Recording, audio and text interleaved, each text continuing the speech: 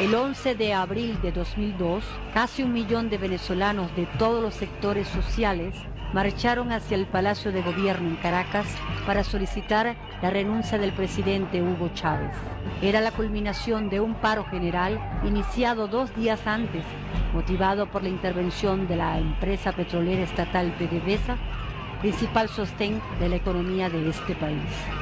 Unos 15.000 partidarios de Chávez se apostaron en los alrededores del palacio para defender al gobierno. Algunos de ellos portaban armas de fuego, piedras u objetos contundentes y además rodeaba el palacio la Guardia Nacional, fuerza militar de orden público. Al acercarse al palacio, la marcha fue recibida violentamente por los partidarios de Chávez y por la Guardia Nacional, con resultado de 21 personas asesinadas y cerca de 130 heridas. Todo ello ocurría mientras el presidente hablaba en cadena nacional de radio y televisión y algunos medios privados eran sacados del aire por compartir la transmisión de la cadena con imágenes de los hechos sangrientos. Te ordeno la aplicación del plan Ávila y el primer movimiento que vamos a hacer es la columna del batallón Ayala. Chávez ordenó al ejército salir a la calle con tanques para reprimir a los manifestantes. Esta orden, cumplida en un principio por algunos oficiales, fue desobedecida por los principales jefes militares, en un proceso que culminó horas después con la renuncia no firmada de Chávez y su entrega voluntaria ante los generales del ejército. El gobierno provisional que asumió al día siguiente cometió gravísimos errores y omisiones constitucionales. Se suspende de sus cargos a los diputados principales y suplentes a la Asamblea Nacional. Por lo cual, varios sectores le tomaron distancia, en particular muchos de los generales que habían pedido la renuncia del presidente Chávez. Exigimos que se restituyan todos los poderes públicos legalmente constituidos en este país.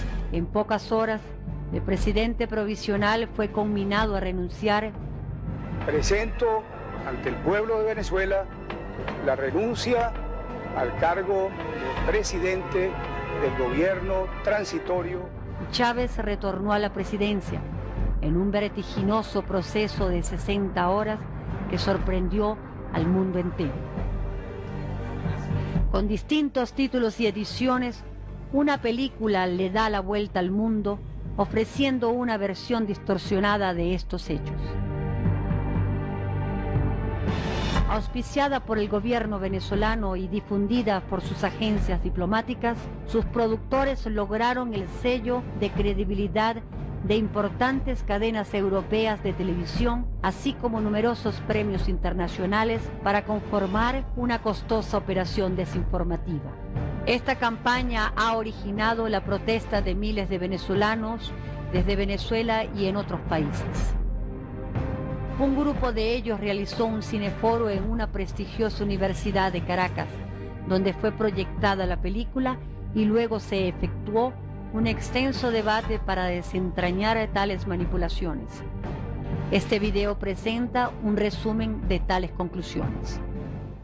Hoy tenemos una cita importante, porque siempre es importante tener una cita con la verdad y reivindicar la ética. Yo creo que el objeto es que ustedes vean esta película, se formen la idea y en el foro que está abierto a las posiciones de uno y otro lado, digan si realmente este documental reúne esas condiciones de ética que debe tener todo documental, de modo que en nombre de la universidad les doy la bienvenida y ojalá tengamos un debate abierto y fructuoso. Muchas gracias.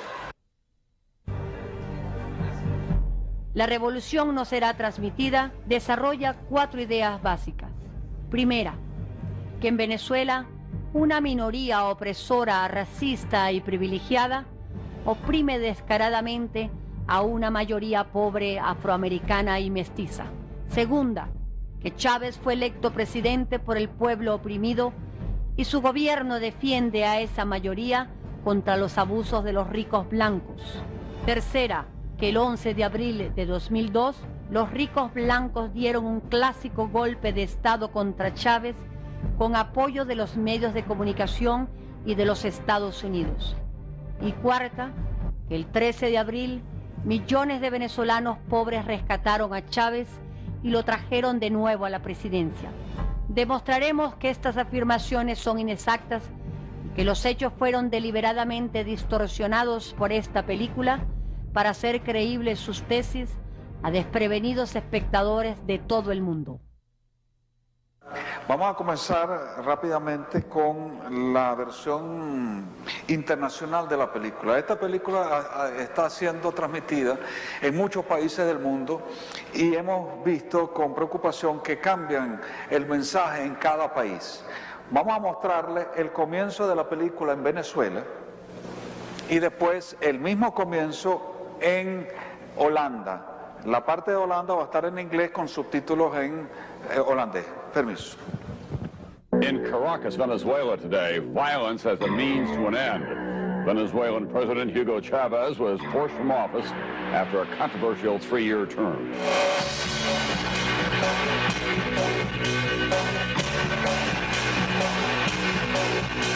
Following a military coup, Venezuela is apparently under the control of the army. The fate of Chavez himself remains unclear.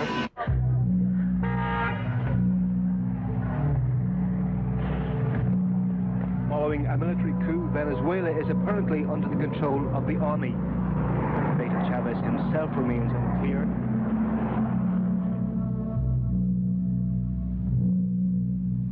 Before the takeover, there were violent demonstrations in the streets of the capital. At least 10 people were killed on confirmed reports, but the figure closer to 30.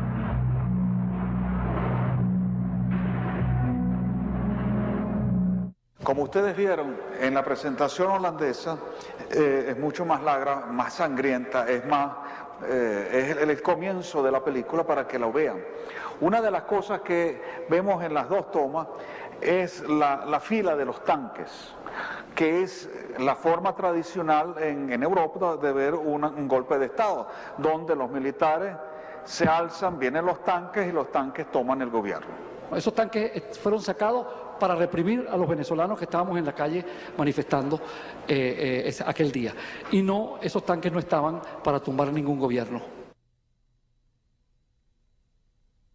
Estas señoras que supuestamente llegaron aquí en septiembre del 2001 a hacer esta película, no pudieron utilizar una imagen actual de adhesión a Chávez. Las primeras imágenes que están presentadas de este pueblo que le tira la mano a Chávez, esas todas son imágenes antiguas, porque hoy, señores que patrocinan esta película en el mundo, hoy es imposible en Venezuela registrar imágenes de popular y de entusiasmo popular hacia Chávez como las que están puestas allí.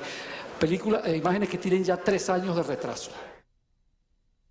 Ahora vamos a ver otra parte muy interesante, que es la parte del ataque de los medios hacia el presidente. Nuestro presidente está embelesado en una forma sexual tipo freudiana con el señor Fidel Castro. Si no hay un embeleso. Y dirigentes de Acción Democrática introdujeron ante el Tribunal Supremo de Justicia una declaratoria de insanía mental del presidente de la República, Teniente Coronel Hugo Chávez Frías. Va llegando el momento en que todos hablemos de la transición, sin Chávez, por supuesto. Hasta el próximo jueves.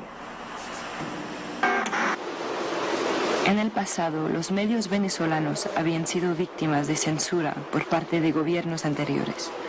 Desde la llegada de Chávez existía total libertad de expresión, pero lo que más nos sorprendió era que aunque cada día transmitían barbaridades, estaban clamando que no había libertad de expresión. Los grandes medios de comunicación venezolanos, los cuales forman parte de poderosas corporaciones, estaban entrincherados en una batalla abierta contra el presidente Chávez y su gobierno. Ahora vamos a mostrar, acuérdense que esto es para las personas, no en Venezuela, sino afuera, para que sepan qué es lo que ha hecho el gobierno con los medios de comunicación. Que se metan sus medios de comunicación en el bolsillo. Que los agarren, los enrollen bien enrollados. El pueblo está se los metan en el bolsillo. Chávez inició sus ataques contra los medios desde el mismo comienzo de su gobierno. Sus discursos violentos crearon un clima de creciente hostilidad de sus partidarios contra periodistas, camarógrafos y fotógrafos, cuyo trabajo se ve impedido por las agresiones. Nadie lo conoce, entonces a lo mejor él anda por ahí, bueno, y a lo mejor dice, mire, yo estoy con Chávez, a lo mejor ustedes le creen. Entonces hay que identificar los enemigos de la revolución. A los periodistas de los medios privados se le niega la entrada a la mayoría de los actos públicos del gobierno. Vayan a decirle al pueblo que esos son los periódicos de la mentira. Eso hay que repetirlo por todas partes. Y les vamos a inspeccionar hasta, no voy a decir qué palabra pensé. En este momento, pues ha sido difícil la situación. Nosotros continuamos aquí, muy atentos, a la espera de la información y de la noticia. ¿Están atacándolo? ¿No se están? ¿Están arremetiendo contra los medios de comunicación también? ¿También lo hacen contra los medios de comunicación? Pueden ver que la agresión y la violencia es terrible en este lugar. Lo que no dice el documental es quién comenzó aquí la agresión a quién. Y lo que no dice es que Chávez llegó a la presidencia con el apoyo de casi todo el país. Chávez obtuvo una mayoría electoral y todos los sectores del país, inclusive los medios de comunicación, le brindaron un voto de confianza a la promesa que Chávez hizo de que iba a hacer unos cambios en este país. Pero Chávez, desde el principio, Chávez se dedicó a denigrar de los medios de comunicación, a provocar a los medios de comunicación, porque su proyecto no era hacer ninguna transformaciones como las que el país esperaba, sino su proyecto era instaurar una revolución como la que ahora intenta instaurar. Y entonces tenía que liquidar a los medios, y esa batalla comenzó desde su primer año de gobierno. Entonces, más de 100 agresiones, más de 150 agresiones a los medios de comunicación están documentadas ante los organismos internacionales. Y todo ello es el resultado de una prédica que comenzó desde la Presidencia de la República. Este documental no toma en cuenta esto, igual como ya veremos que ignoró muchas otras cosas. Ahora vamos a ver una cosa muy interesante. El presidente contraatacaba a través del único canal al que tenía acceso, Canal 8, el canal del Estado. Lo lleva para allá, ¿cómo?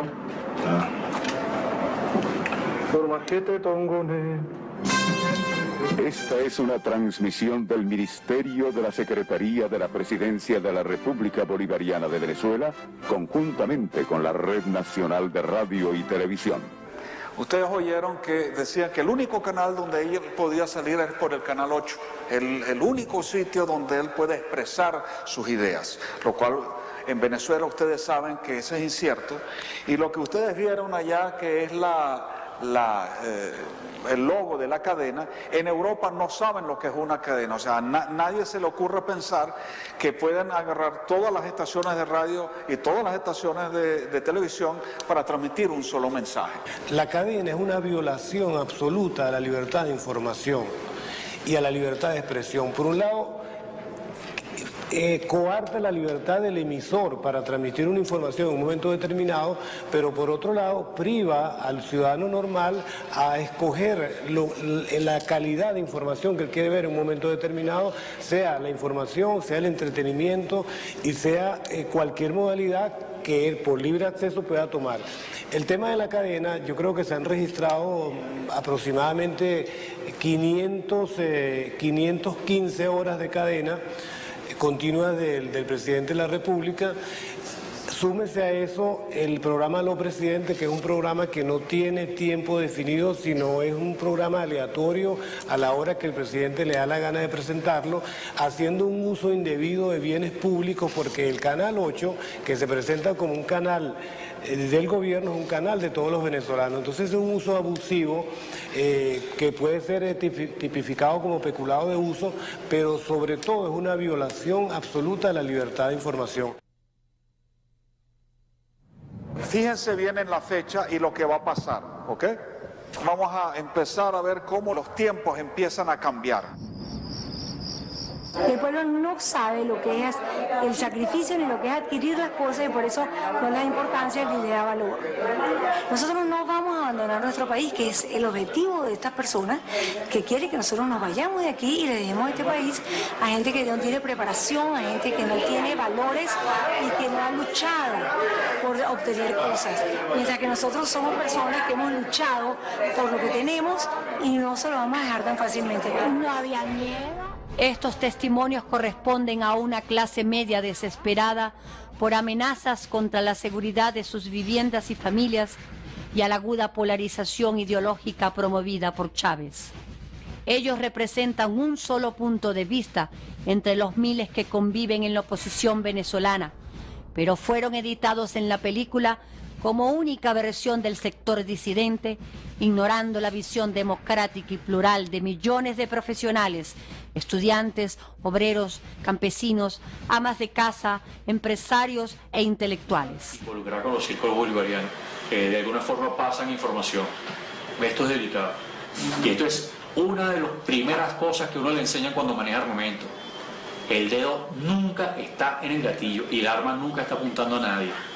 Ustedes vieron la fecha que dice enero del 2002.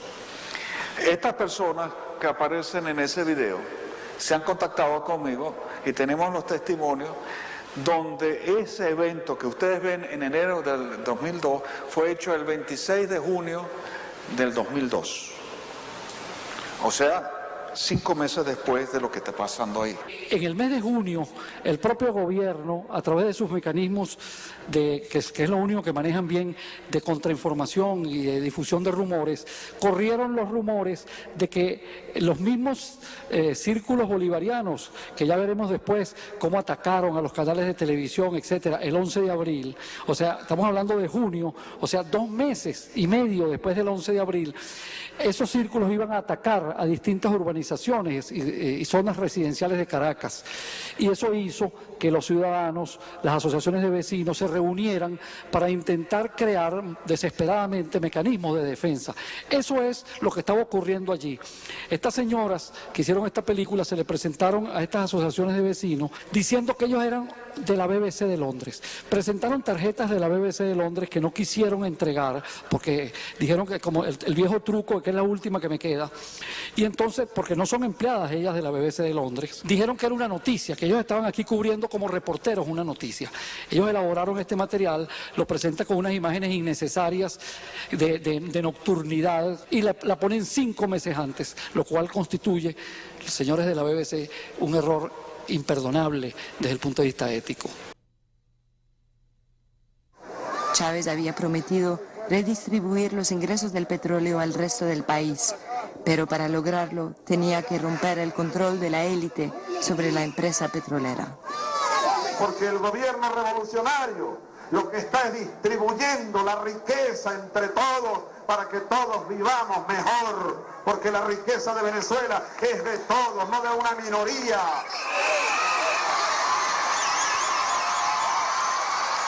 En febrero del 2002, Chávez anunció que estaba poniendo a un nuevo presidente al frente de PDVSA. La guerra había empezado. Al frente de la oposición había 2 figuras muy públicas: Carmona, presidente de la Federación Patronal Venezolana, y Ortega, presidente de la CTV. No sé si se dieron cuenta que ellos dicen el señor Carmona, presidente de la Asociación de Empresarios, y entonces dice, y el señor Ortega, presidente de la CTV. ¿Qué saben en Finlandia? ¿Qué saben en Suecia, donde esta noche están pasando la película? ¿Qué es la CTV? Porque si yo digo presidente de los empresarios, tengo que decir, el otro es el presidente de los sindicatos o de los trabajadores.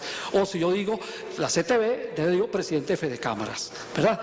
Pero entonces aquí es la intención, en todo momento, ellos no le pueden decir al público europeo y al público norteamericano que quien estaba frente al gobierno era el presidente de la Confederación de Trabajadores de Venezuela. Ambos viajaron a Washington para reunirse con funcionarios de la administración de Bush. Es muy aventurado afirmar que los Estados Unidos pudieron estar comprometidos en un golpe de Estado, en una situación irregular en Venezuela. Evidentemente hubo reuniones, todos sabemos que los personajes viajaron a los Estados Unidos, pero eso es una actuación normal que hacen las personas de oposición con los gobiernos. De hecho, en este momento, pues la oposición normalmente se entrevista y tiene actividad internacional, porque es lógico, los países deben conocer pues las dos caras de la realidad del país. Sin embargo, esto responde, las acusaciones permanentes del gobierno responden a esta actitud antinorteamericana que persistente y sistemáticamente tiene el discurso del presidente, un poco en la situación de confrontación país del tercer mundo revolucionario frente a lo que es el gigante norteamericano, la única potencia en este momento. Es un discurso recurrente que además le permite al gobierno engancharse con la gente que está en ese mismo sentido en otros países del tercer mundo. Temprano en la mañana del 11 de abril, la oposición salió a marchar.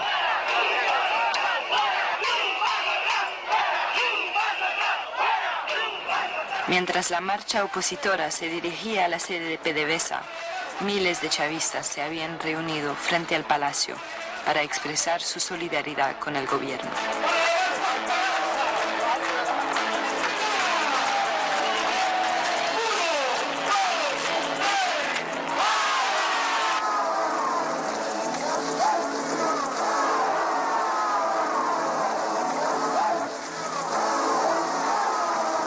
Señor.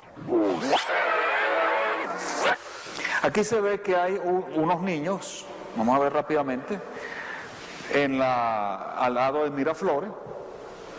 Hay una fiesta donde todo el mundo está. Están unos maraqueros aquí. Vean una cosa interesante. Observen cómo se puede manipular la verdad de una forma increíble. Ustedes ven aquí esto que dice Telman, ¿qué es lo que decía aquí? Consolidado. Okay. Aquí vamos a ver, por favor, el video. Por ahora, ya lo van a ver más claro. Aquí ustedes ven, allá arriba, la tarima. Es una tarima que está completamente lisa, no hay ningún letrero. Ahí no dice consolidar en ninguna parte. Entonces, ¿eso qué significa? Que pusieron la fiesta patronal en Guárico, qué sé yo, y lo montaron aquí para decir que frente a Miraflores había una fiesta donde todo el mundo, y había niños, muy importante, al final aparece un niño. Lo que van a ver ahorita es lo que realmente pasó, ¿ok? Esta es la marcha. Aquí podemos ver la marcha de la oposición. Ven viejos, ven mucha gente, ven alegría. Exactamente lo mismo que dice que estaba del lado del oficialismo. Ustedes están empezando a ver, esto no lo muestra la película, sino lo que muestra la película son personas agresivas, gritando. Eso no lo muestra la película. Esto pasó. ¿Dónde está esa gente que fue? Ahí está. Ahí están ustedes. Muchos de los que están aquí, eso está ahí. Eso no se muestra, eso no existe, es virtual. Eso es Chuao, no lo que muestra la película, que dice que Chuao, que es la avenida Bolívar, que lo saben ustedes, pero las personas que están afuera no conocen dónde está. Ahí lo dice, ¿ves? PDVSA Chuao, 12:30. Y aquí tienen una toma adicional para que se vea con claridad lo que sí hubo. Porque esto es importante mostrarlo afuera. Esa gente sí estuvo. 1 millón de personas estuvieron ahí.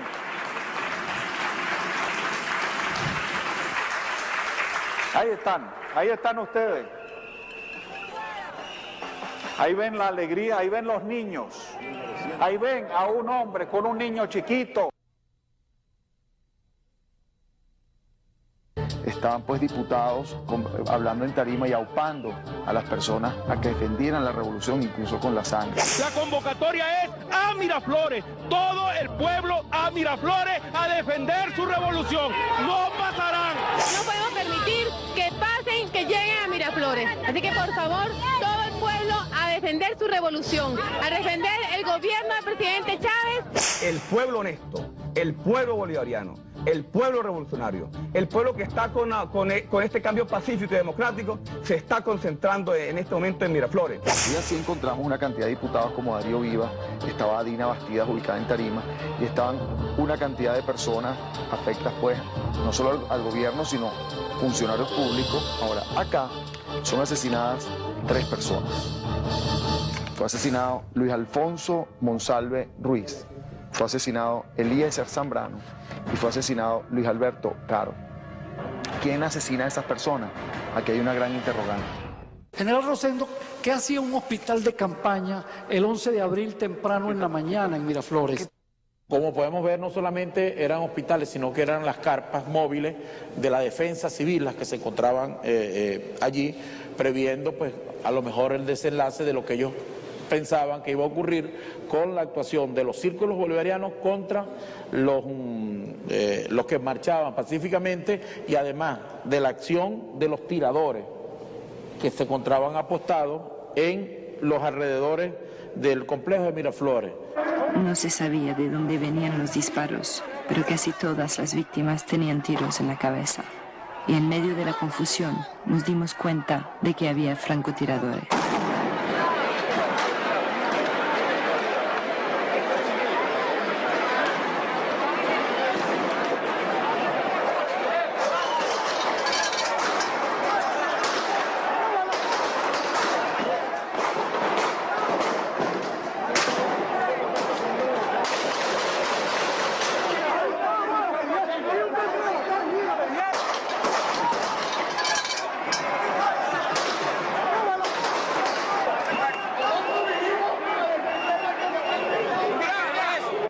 Dentro del plan, lo primero que se hace es tomar las azoteas de los alrededores de ese complejo. Si esa era la responsabilidad del general Vietri como jefe de la Casa Militar, entonces ¿por qué aparecen esos francotiradores que el propio gobierno dice que no les pertenece a ellos? Entonces, ¿qué hacían allí? ¿Dónde está la responsabilidad de la Casa Militar que permitió que esos francotiradores? Porque los que tienen las llaves de las azoteas cuando se aplica el plan de seguridad de Miraflores es el regimiento de la Guardia de Honor, la Casa Militar específicamente. Preguntas que hace el general Rosendo y que pudiera muy bien, si esta es una película de investigación, hubiera podido hacerse las realizadoras, y sobre eso no hay nada. Hay unas imágenes que ya veremos, unas imágenes como buscando algo, y quiero decir que estas señoras además declaran mucho. La directora, la señora Kim Bartley, declara mucho en medios de comunicación internacionales. Ella dice que sus cámaras se dieron banquete grabando a los francotiradores de la oposición. Bueno, eso es un secreto que necesitaríamos en Venezuela, saber cuáles son esos francotiradores, porque tampoco en la película aparece ninguno.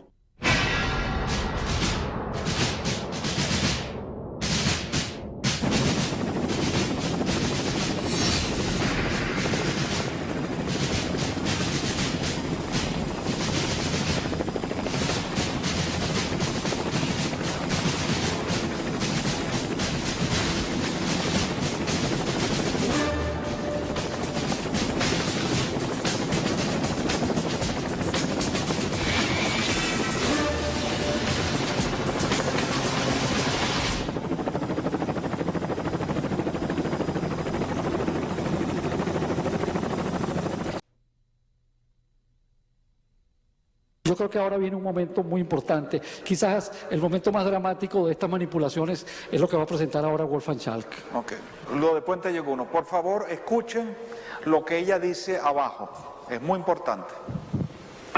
Algunas personas dentro de la concentración de chavistas estaban armadas y empezaron a disparar en la dirección de donde parecían venir los disparos.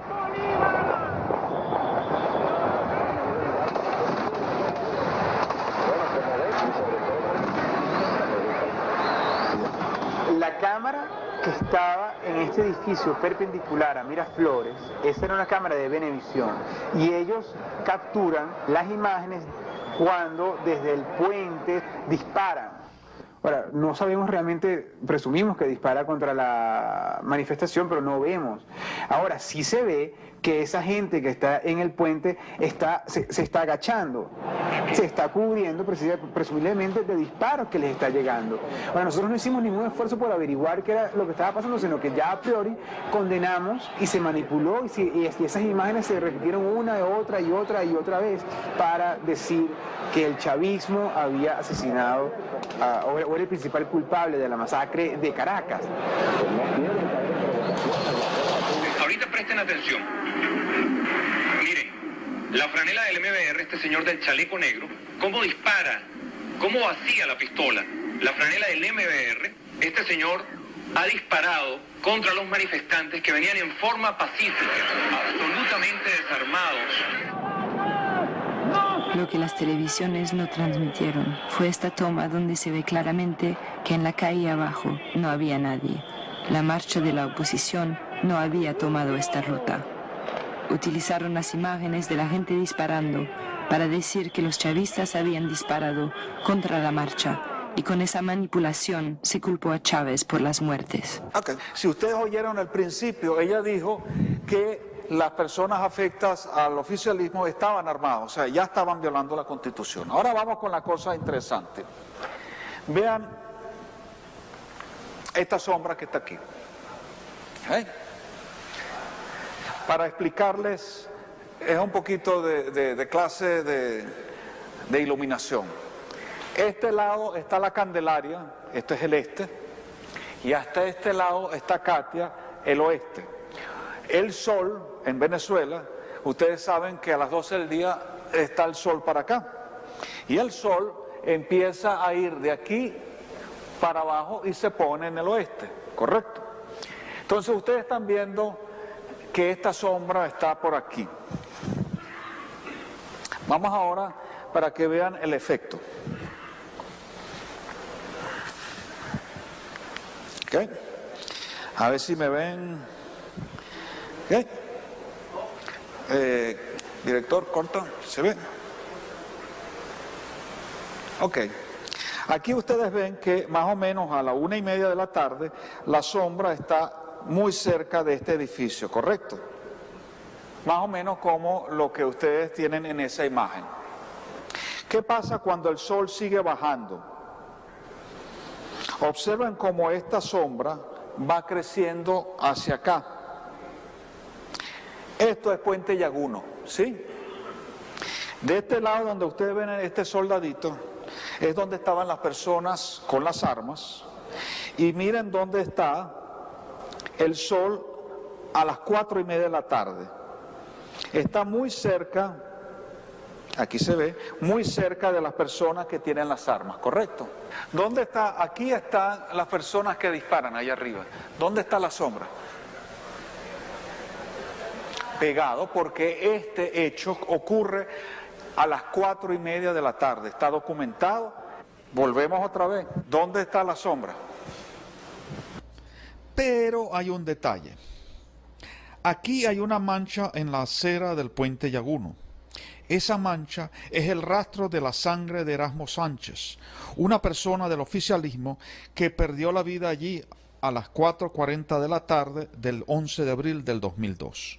Según los médicos, la sangre tarda 1 hora en secarse y obtener esa apariencia mate.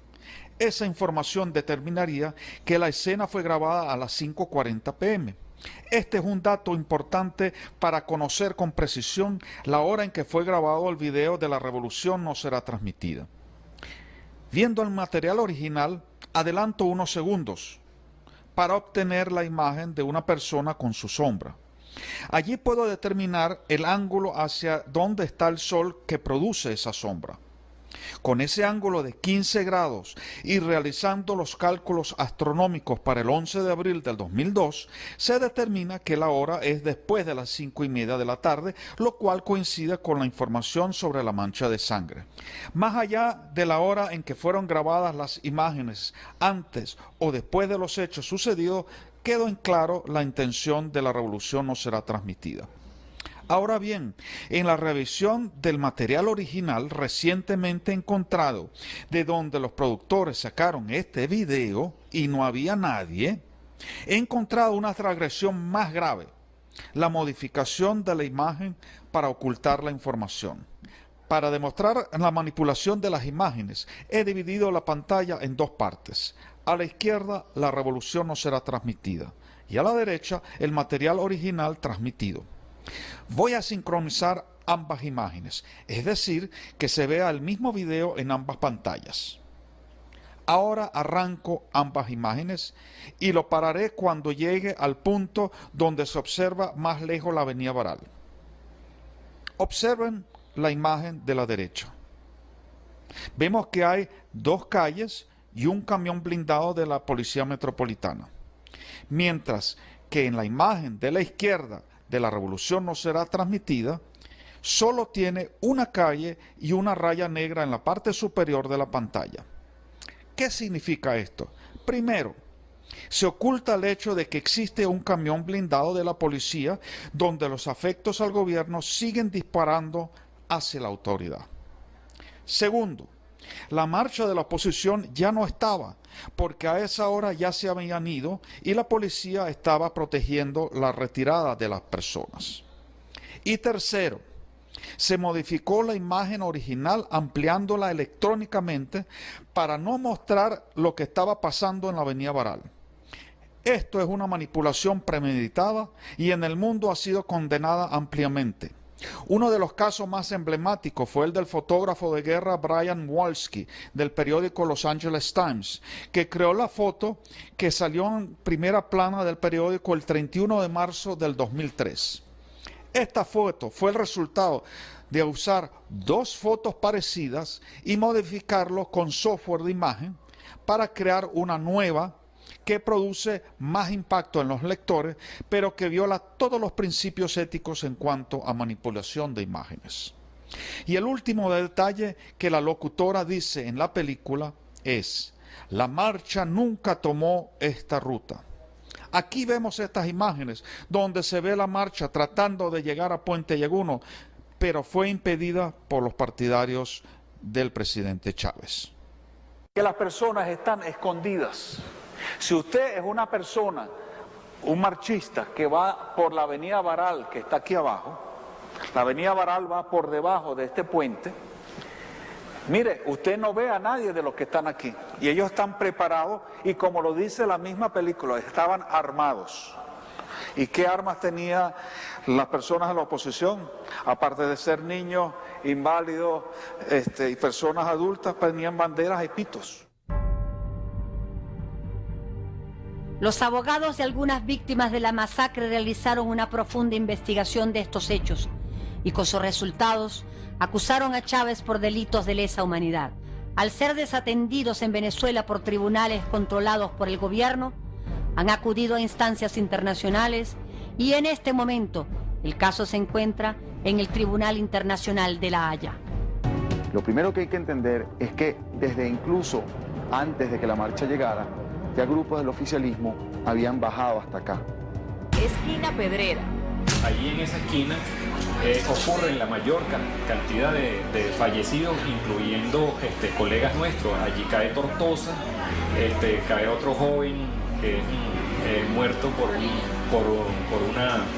un proyectil que viene desde la esquina izquierda, detrás de un árbol. Hay un tirador y ese video está claro, está allí, pues se ha visto, se ha analizado, y le dan un tiro en el pecho y el joven Arellano, Jesús Arellano, cae frente a la estación del metro que está allí al lado de un kiosco.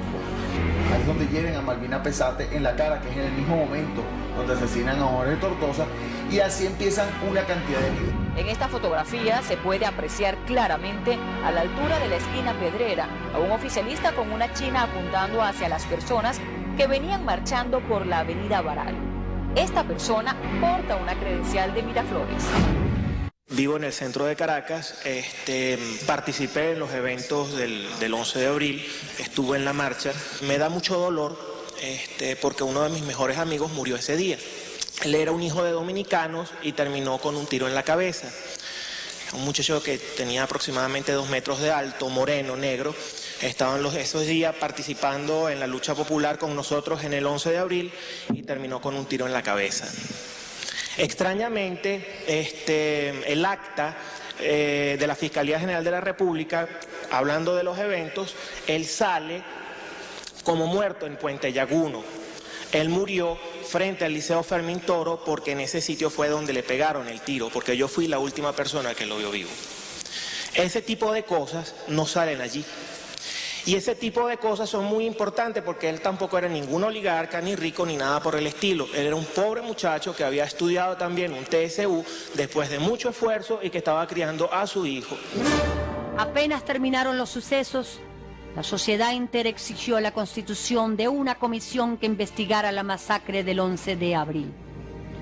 El mismo Chávez ofreció constituirla apenas recuperó la presidencia. Pero todo ha sido en vano.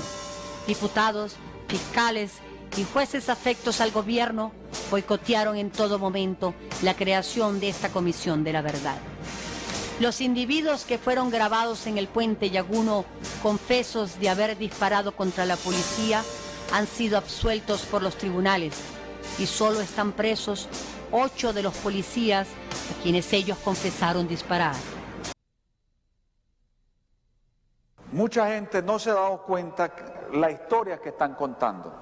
Esta secuencia viene después de lo de Puente Llaguno. Lo importante es que ahora el presidente de la República asuma la responsabilidad ante el país de renunciar y de facilitarle al país que la transición se produzca con el menor costo.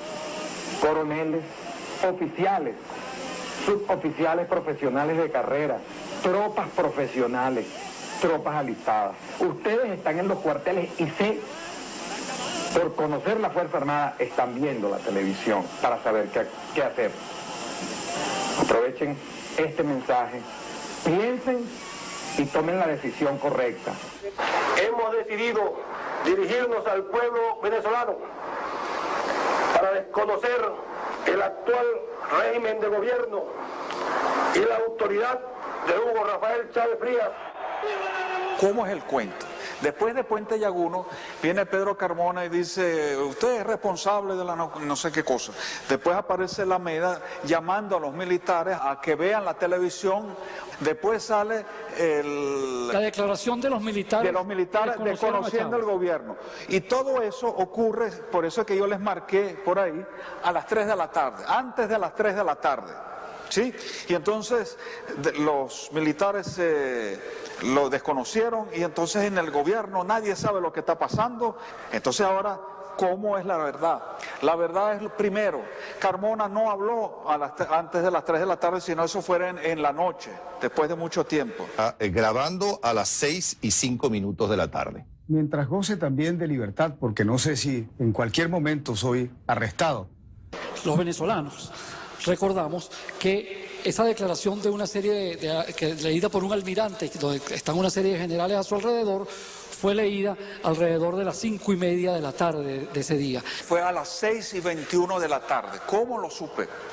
En un programa de Napoleón Bravo que se estaba grabando porque no pudo salir al aire, aparece esa declaración, no sale en Venezuela, sale primero por la CNN. Observen. Gracias a los dos. Vamos entonces a ver qué está sucediendo en este momento. Vámonos al estudio 4. De la noche.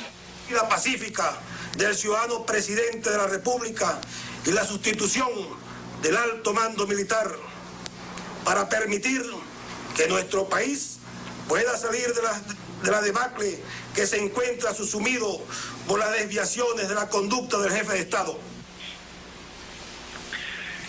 Bien, acaban ustedes de ver imágenes de un pronunciamiento de oficiales de alto rango. En este momento vamos a hacer un contacto con nuestra compañera Eliangélica González. Adelante, oiga, ¿qué Eliangélica. Te escuchamos. Sí, muy buenas noches, Manuel. ¿Qué dijo? Buenas noches, correcto. Muy buenas noches. El 11 de abril a las 2:15 de la tarde, el Consejo Superior de la Fuerza Armada expresó su apoyo irrestricto al presidente Chávez en cadena nacional de televisión. Este fue el único pronunciamiento militar ocurrido antes de las 3 p.m.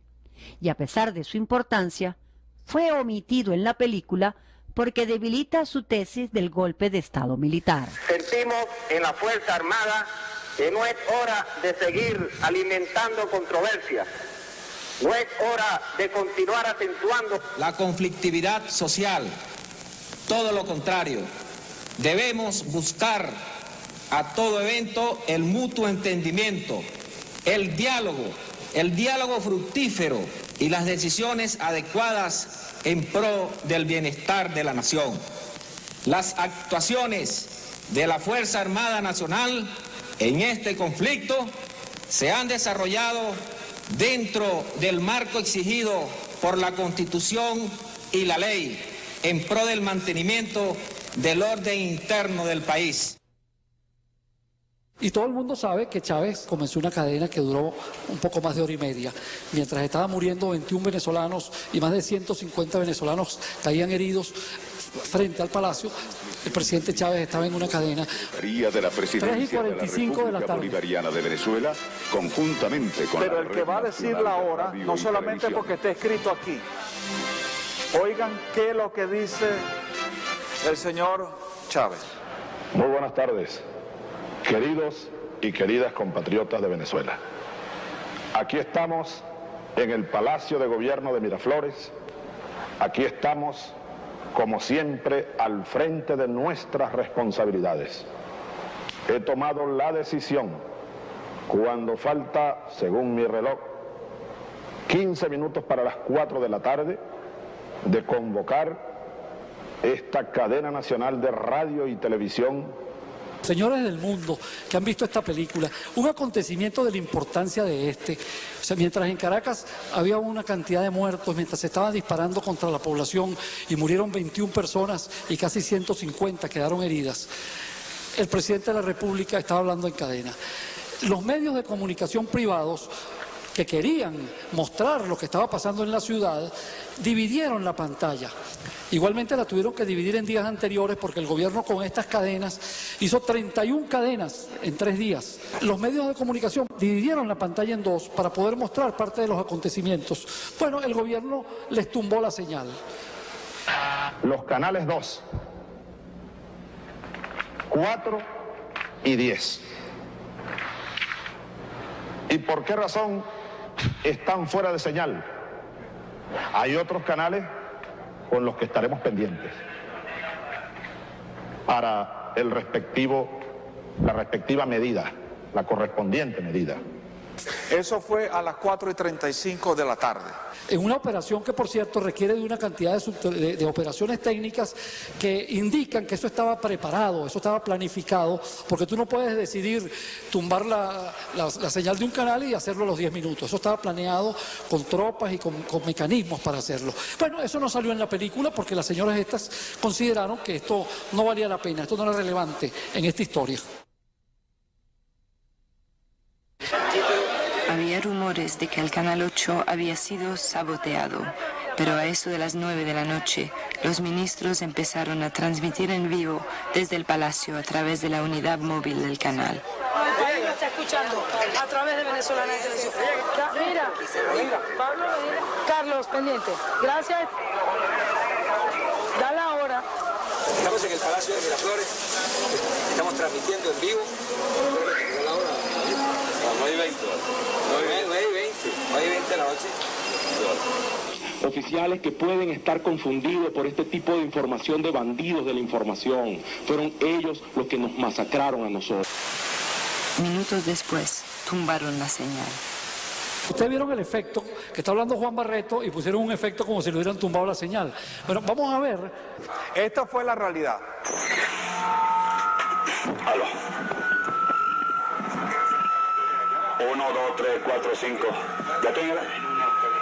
Buenas noches, señores pueblo de Venezuela. Les habla el capitán Rodríguez Monroy Alonso José, adscrito al destacamento móvil número 51. En cumplimiento de las instrucciones impartidas por el ciudadano general de división Edgar Bolívar Ramírez, hemos sentido la necesidad, donde me encuentro actualmente en Venezolana de Televisión, con un personal de oficiales y 130 guardias nacionales. Hemos tomado pues la decisión de retirarnos en virtud de que se acercan un gran número de personas, se acerca un contingente de soldados. ¿Cuál fue la realidad? Estamos a la entrada de Venezolana de Televisión. Ahí, como ustedes saben, a última hora de la noche, quienes pudieron ver la señal del canal del Estado, pues vamos a escuchar. Voy a verificar, déjame y te informo, por favor. Sí. ¿Qué son de la Policía del Estado Miranda? Miranda, sí. Amigos televidentes, reiteramos, son efectivos de la Policía del Estado Miranda que están tomando ahora para resguardar las instalaciones del Canal 8 Venezolana de Televisión. En este momento viene llegando, como ustedes lo pueden notar, un contingente de la Policía del Estado Miranda. No sabemos qué pasó en el Canal 8. Están abandonadas las garitas de vigilancia.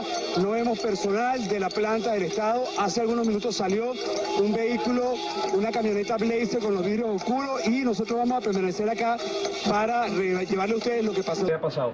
Francesconi, en este momento estamos en qué parte del canal. Este es el control central. Este es el corazón del canal. Tú que trabajaste acá durante 30 años, ¿qué piensas de lo que estamos viendo? El canal abandonado por completo. Mira, es una sorpresa, una cosa tan inaudita que yo acabo de ver por televisión cuando te vi a ti entrando a la garita y la garita completamente abandonada. O sea, Venezolana de Televisión se despidió, un oficial militar se despidió allí. Nunca supo nadie porque no había cámara, porque el canal no había sido tomado, ni se escuchaba la voz y todo. Y él dice que vienen unas tropas y una gente, tropas que nunca llegaron, porque todos los militares, lo puede dar fe el general Rosendo, todos los militares estaban en sus cuarteles y no salían. Y lo que llegó fue la Policía del Estado Miranda a proteger esas instalaciones que habían sido abiertas y abandonadas. Nunca la señal del Canal 8 o Venezolana de Televisión fue tomada, ni fue tomada por nadie, ni nunca la señal fue tumbada. Ella fue abandonada voluntariamente por sus administradores. La gente me decía, mira, ¿qué hacemos? ¿Qué está pasando? Yo le decía, mira, vale, no, tranquilo, no te preocupes, vete. El que se quiere ir, que se vaya. La gente se fue de verdad sin presión ninguna. Lo que esta película dice aquí es ya, como decimos los venezolanos, mentira podrida, pues. O sea, esto es directamente mentira que no tiene ningún sustento real. Vamos ahora de noche. Corta.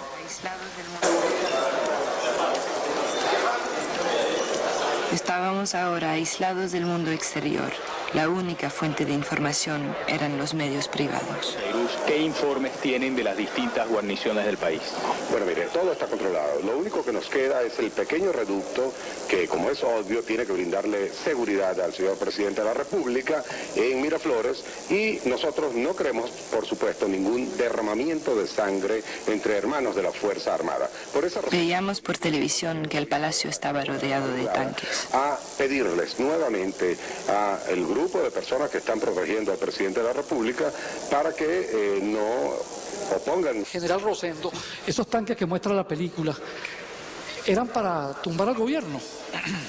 No, esos tanques, fue la única tropa del ejército que salió a la calle, fueron los que iban en esos tanques.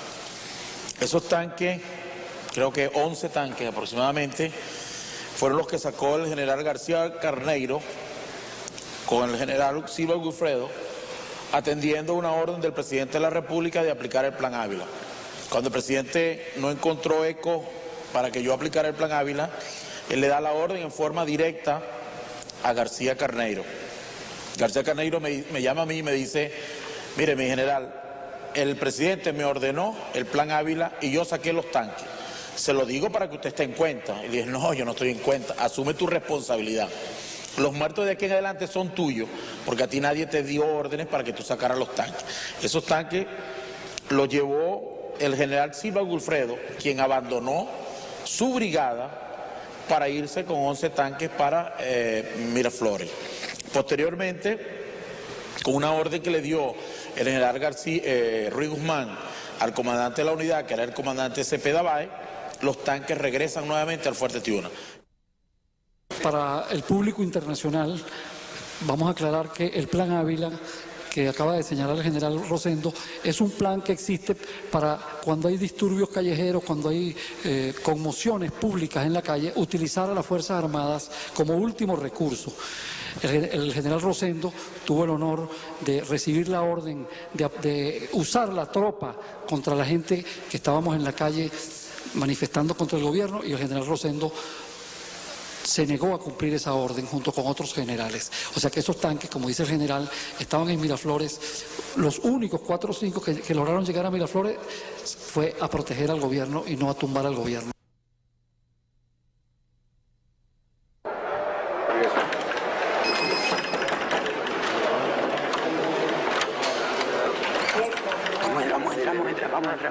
A eso de las 10, representantes del alto mando militar llegaron al palacio para exigir la renuncia del presidente Chávez. No nos dejaron entrar al despacho.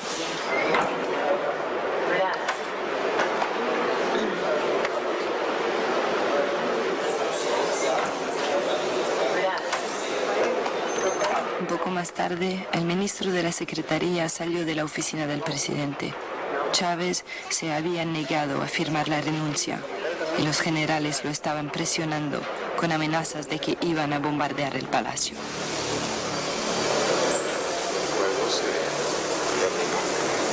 Una de las personas que ingresa allí a la oficina del presidente es el general Rosendo, y creo que nos quiere decir algo al respecto. La narradora habla del alto mando que ingresa a pedirle la renuncia al presidente, y podemos ver ahí que es el general Vietri, que es jefe de la Casa Militar, y yo, que no formaba parte del alto mando. Yo traía la propuesta de los generales, a solicitud del propio presidente de la República. Yo traía la propuesta de los generales. Una, la del ejército, era que abandonara el país y se le garantizaba su seguridad y la de su familia. En el Ministerio de la Defensa, ahí los ánimos estaban más caldeados. Habían representantes de las 4 fuerzas. La posición era que renunciara y que fuera enjuiciado aquí. Asistí al comando de la Guardia, el general Alfonso me dijo que él estaba de acuerdo con la del ejército, que era abandonar el país y después enjuiciarlo. De las 2 propuestas que yo le llevaba al presidente, no me dejó terminar la segunda. De las 2 yo decidí por plantearle en el orden la que yo consideraba más apropiada, que era la de abandonar el país. Y el presidente, sin preguntarme por la segunda, aceptó de abandonar el país. Yo le pregunté, ¿para dónde quiere ir, presidente? Me dijo, para Cuba, con una condición, que tú me garantices mi salida por Maiquetía. Yo le dije, yo se la garantizo, tanto la suya como la de su familia. Posteriormente, pues, pasó lo que pasó, hubo divergencias de criterios en cuanto al manejo de los generales, y decidieron de que no iba a abandonar el país, sino que tenía que renunciar y ser enjuiciado acá. Vamos ahora a la secuencia cuando el presidente sale de Miraflores.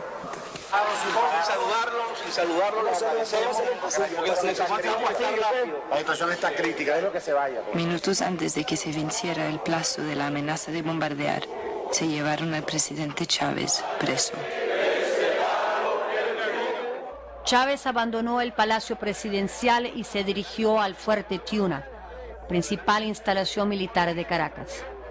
Iba acompañado por su propia escolta.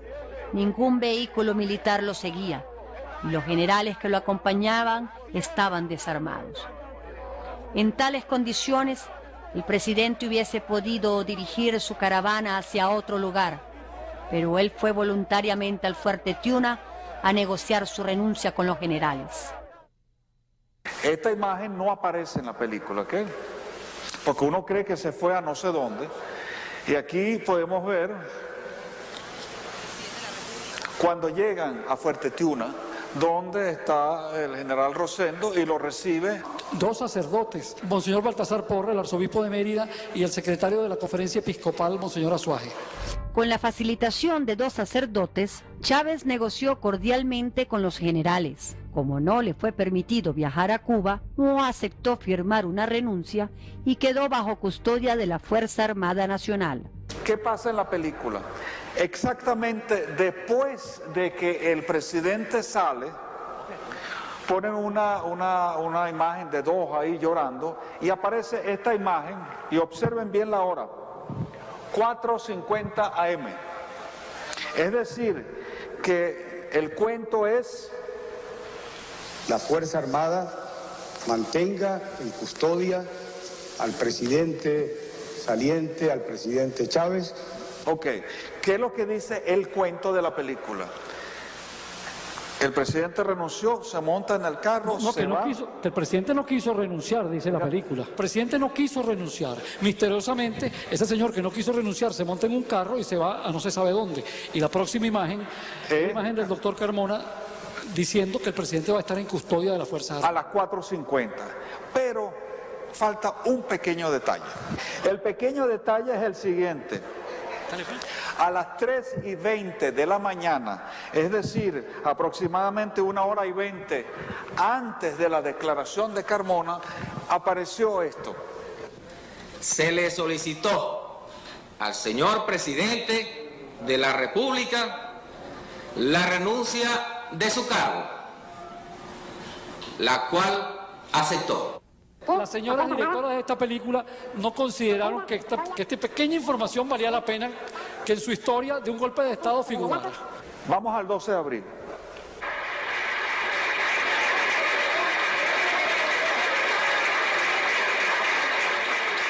Yo, Pedro Carmona Estanga, en mi condición de presidente de la República de Venezuela, juro ante Dios Todopoderoso, ante la patria y ante todos los venezolanos, restablecer la justicia, la igualdad, la solidaridad y la responsabilidad social. ¡Te queremos, Pedro! Aquí hay una dictadura, eso es lo que está pasando. Como ven, esto es hecho al mediodía y Pedro Carmona se estaba juramentando a las 5:30. Porque si esto es democracia, debe darse... Observen la sombra, esto está hecho al mediodía.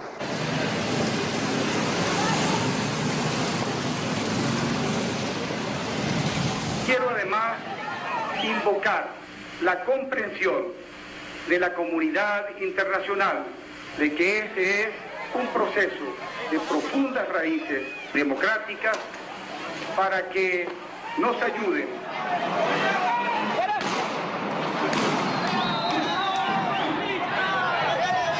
En 3 años que gobernó el presidente Chávez, nunca lo reprimieron como ahora. Mira para allá.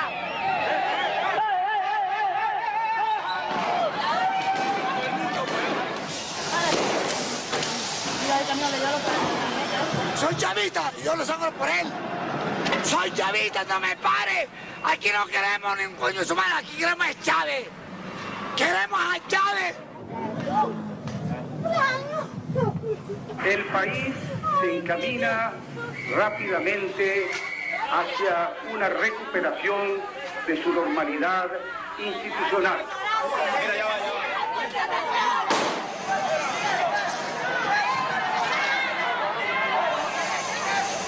Ustedes pueden ver con estas imágenes una de las peores manipulaciones que hay en esta película. Esto es un recurso que se denomina en el audiovisual montaje paralelo. Cuando uno quiere señalar simultaneidad de acontecimientos, uno pone un acontecimiento, pone otro, luego vuelve al primero, vuelve al segundo y además encadena voces. Por ejemplo, aquí está la voz del doctor Carmona en su discurso de toma de posesión sobre imágenes de la Policía Metropolitana reprimiendo a unos manifestantes. Esto es absolutamente falso. O sea, el 12 de abril, los únicos acontecimientos que hubo en la calle fueron protagonizados por algunos exaltados de la oposición, tales como el asedio que hubo a la Embajada de Cuba, la turba que se presentó frente al apartamento del exministro Rodríguez Chacín y de igual modo donde el diputado Tarek William Saab. Pero en el centro de Caracas, mientras tomaba posesión el doctor Carmona, estaba totalmente normal. Esas manifestaciones que están allí corresponden al 13 en la mañana.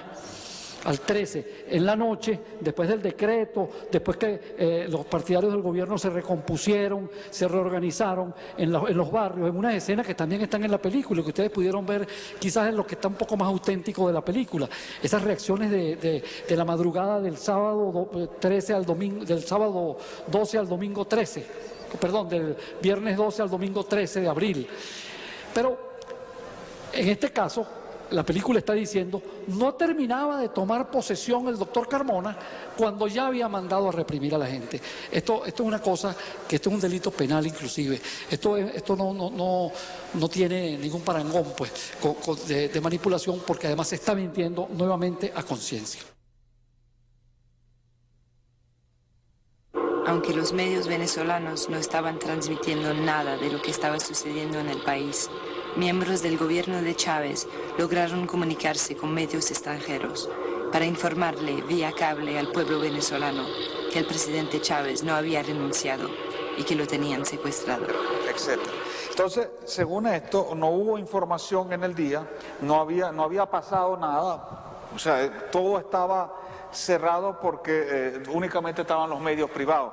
Pero miren lo que se estaba transmitiendo en ese día, lo que dijo Telman. Escuchemos. El presidente no ha renunciado y no se nos ha mostrado en ningún momento al Ministerio Público la constancia escrita de esa renuncia, expresa de esa renuncia. El presidente Chávez sigue siendo el presidente de la República de Venezuela. Pero en el supuesto caso de que el presidente haya renunciado, la renuncia del presidente es ante la Asamblea Nacional. Y solamente cuando la Asamblea Nacional acepta esa renuncia es cuando se puede tener como válida la renuncia del presidente. Que siga la lucha porque hay un golpe de Estado en Venezuela. Me sacan preso. En la película se dice que no hubo opinión, la oposición no podía hablar ni el gobierno. Yo quiero que oigan esta entrevista hecha por César Miguel Rondón al Teodoro Pekov, que es el editor de un periódico venezolano que se llama Tal Cual. Eso fue el día viernes como a las 10:30 de la noche. El 12 de abril. Continuamos pues con 30 minutos. Nuestro invitado ahora es Teodoro Petkov. Teodoro, bienvenido a 30 minutos. Gracias, César Miguel. Bueno, ya tenemos un nuevo gobierno que se ha juramentado de una manera un tanto sui generis y ya pues le queda por delante la tarea de gobernar. ¿Cómo has visto tú este primer día sin Hugo Chávez? Bueno, el primer día, por supuesto, está marcado por la conformación del nuevo gobierno. Entonces, sin que esto implique de entrada un juicio de valor, es obvio que estamos ante un golpe de Estado. Un golpe de Estado sui generis, tú lo acabas de decir, ¿no? Un golpe de Estado light. Porque Pedro Carmona ha recibido, otorgado por la cúpula militar, obviamente, poderes dictatoriales. Pedro Carmona, pues en su primer día de gobierno, disolvió una asamblea democráticamente elegida, tiene poderes para destituir a gobernadores y alcaldes y a cualquier funcionario público, en el caso de gobernadores y alcaldes democráticamente elegidos, y raspó de una vez a la Asamblea, al Tribunal Supremo, al fiscal, al Contralor y al Defensor del Pueblo. Se juramentó pues ante sí mismo. Varias opiniones críticas como esta fueron transmitidas ese día por los medios de comunicación privados y publicadas al día siguiente por los periódicos. Instauración de un gobierno con poderes dictatoriales. ¿Cómo lo va a ejercer Pedro Carmona? Ya es otra cosa. Pedro Carmona es un hombre ponderado, serio, equilibrado. Sí, se ganó el respeto de toda la colectividad en estos tiempos. Y uno puede esperar pues que esos poderes dictatoriales que tiene Pedro Carmona durante un año van a ser ejercidos de manera ponderada. El día 13 de abril, después de la juramentación que hubo de los ministros, ustedes se acuerdan, al mediodía, en la película aparece que todo el mundo sale corriendo, pero ¿qué pasó realmente ese día? Observen. Las Fuerzas Armadas Nacionales garantizamos la seguridad de todo el pueblo venezolano. Asimismo, exigimos que se restituyan todos los poderes públicos legalmente constituidos en este país, como son el Tribunal Supremo, el Ministerio Público, todo lo que está en vigencia. Como les digo, esto no fue un golpe de Estado, nosotros respetamos las instituciones, no queremos violaciones a la Constitución, queremos y apoyamos a un gobierno transitorio que respete el derecho a todo lo que siempre hemos tenido. El problema que suscitó en Venezuela fue un problema de pérdidas humanas, donde el gobierno central perdió el control y la autoridad en un momento determinado. Con el objeto de cumplir con un proceso de participación más amplia de la opinión y de los factores de la sociedad, cuyo foro principal es la Asamblea Nacional, se han entonces corregido algunos artículos del acta de constitución de este gobierno de transitoriedad.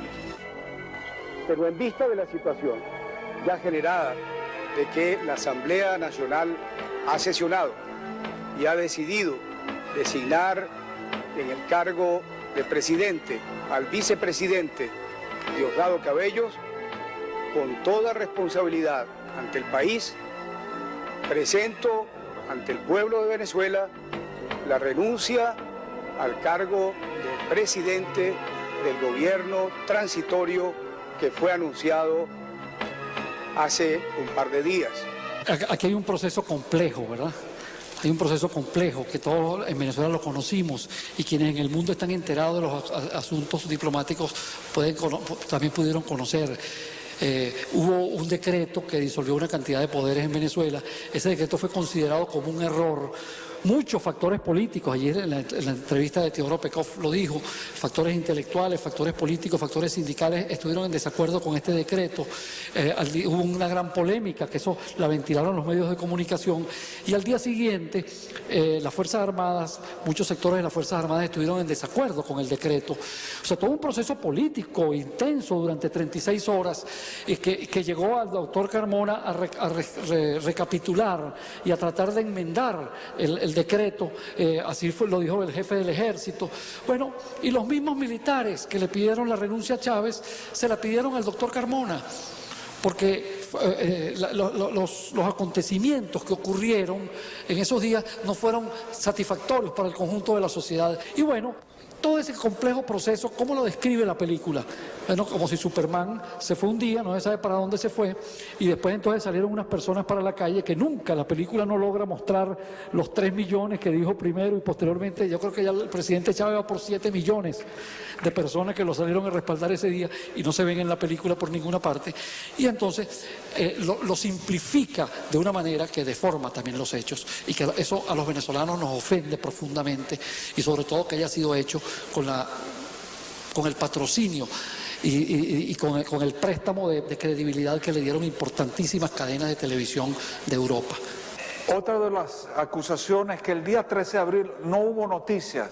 Se acusa a los medios privados de no haber transmitido. Ahora, ¿cuál es la razón por la cual no transmitieron? Vamos a verla ahora.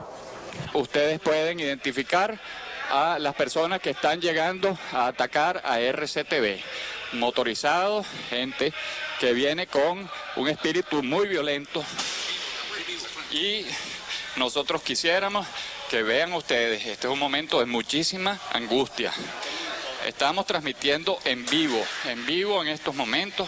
Vean ustedes cómo nuestras instalaciones están siendo atacadas por personas que no sabemos con qué fin quieren que nosotros cesemos nuestra transmisión. Amigos televidentes, estamos en un lugar a buen resguardo. Somos un grupo de periodistas, camarógrafos, profesionales, técnicos de la comunicación social de distintos canales, que nos encontramos acá a buen resguardo. Nos encontramos en un sitio desconocido para la mayoría de la gente, precisamente porque nuestra misión fundamental, que es ser comunicadores sociales, se encuentra en riesgo. Denunciamos el ataque del que estamos siendo víctimas. Pedimos respeto y consideración. Somos tan venezolanos como cualquiera de aquellos que disienten de las ideas, y nuestra función es generar país. Y esos son los saqueos en la noche del 13 de abril. Eso tampoco aparece en la película, que después que volvió el presidente Chávez al ejercicio de la presidencia, con el beneplácito y la complacencia de los agentes gubernamentales, pequeñas bandas, porque no podemos decir que es el pueblo, porque el pueblo venezolano no es así, pequeñas bandas se dedicaron a saquear y a asaltar pequeños comercios en las zonas populares de la ciudad, dejando en la quiebra y en la ruina a miles de comerciantes.